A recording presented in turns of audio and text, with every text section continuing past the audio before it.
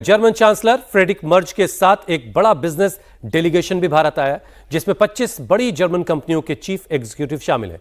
भारत में जर्मनी के राजदूत फिलिप एकरमैन का कहना है कि इस यात्रा में मर्ज की पीएम मोदी से रक्षा, सप्लाई चेन, टेक्नोलॉजी, शिक्षा और स्किलिंग समेत कई मुद्दों पर अहम बातचीत होनी है।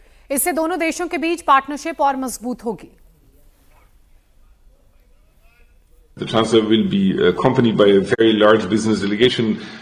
Chancellor and the Prime Minister will have an interaction with a business delegation from India and Germany, mixed delegation. So the question on how, Indo-German relations in the field of business and economy can be strengthened and can be enhanced is certainly one big item on the agenda. But there is also the question of migration on the agenda. There is, Germany has a very good experience with fair and legal migration from India. Another item is the growing defense and security cooperation between the two countries, which are, have a lot of potential. There will be a joint declaration of intent signed to develop a roadmap in the security and defense cooperation. So that's a very important start. And then, last but not least, that is logical, the two leaders will exchange views on the geopolitical situation.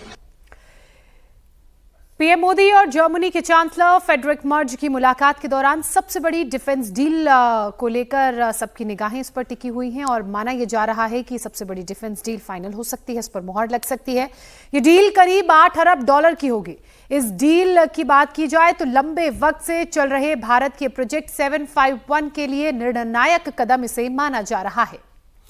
इसके लिए अब Indian navy ने 2500 ton वजनी type 21-4NG submarine को चुना है, जो air independent propulsion technique से लैस है। साल 2025 जून में जर्मन की कंपनी TKMS और भारत की MDL के बीच समझौता हुआ था, जिससे भारत में 6 स्टील्थ पनडुब्बियों के निर्माण में सहयोग किया जा सके। इस साझेदारी का मकसद जर्मनी की आधुनिक पनडुब्बी डिजाइन और इंजीनियरिंग की विशेषज्ञता को MDL के अनुभव और भारत में मौजूद शिप बिल्डिंग ढांचे के साथ जोड़ना है। TKMS सबमरीन की डिजाइन, इंजीनियरिंग और तकनीकी सलाह देगा, जबकि MDL भारत में ही इन पनडुब्बियों का निर्माण और डिलीवरी करेगा। इस डील के पूरे होने से रक्षा क्षेत्र में मेक इन इंडिया की ताकत को भी बढ़ावा मिलेगा। निर्णय कपूर हमारे साथ लगातार जुड़े हुए। निर्णय, एक बड़ी डिफेंस डील होने की उम्मीद इस बार जताई जा रही कि इस पर फाइनल मोहर लग सकती है। इसकी कुछ बातें तो हमने बताई, कुछ और इस पर अपडेट दीजिए आप।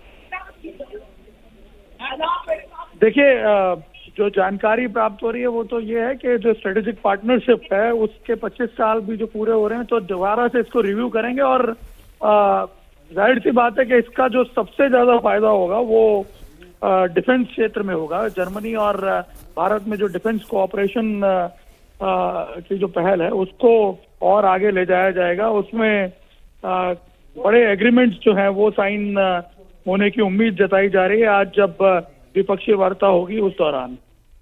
इसके अलावा अगर ग्रीन अमोनिया की बात की जाए तो उसकी भी जब सप्लाई होगी तो ऐसे में ग्रीन गैस को बढ़ावा मिलेगा। बिल्कुल, देखिए मैं आपको बता दूं, जर्मनी वैसे भी रिन्यूएबल एनर्जी के क्षेत्र में काफी टेक्नोलॉजिकल एडवांसमेंट जो है उसके द्वारा देखे गए हैं और उस टेक्नोलॉजी जो ट्रांसफर का प्रोसेस है वो डेफिनेटली इन डील्स के जरिए ज्यादा जो है एक्टिव होगा, ज्यादा उसमें तेजी आएगी और इससे डेफिनेटली जो है ग्रीन और सस्टेनेबल एनर्जी के क्षेत्र में भारत में भी जो है काफी प्रबल जो संभावनाएं हैं वो पैदा होंगी और उस क्षेत्र में भी कोऑपरेशन जो है वो बढ़ेगा। और मैं आपको बता दूं, एक जो मैं पहले डिस्कस करना चाह रहा था आपसे वो ये कि पतंग उत्सव के जरिए इस डिप्लोमेटिकल जो रिलेशंस को आगे बढ़ाने का प्रोसेस है वो कहीं ना कहीं रिन्यूएबल एनर्जी के क्षेत्र में जो प्रयास हो रहे हैं उसका एक बहुत बड़ा मैं आपको बता दूं कि सूचक है।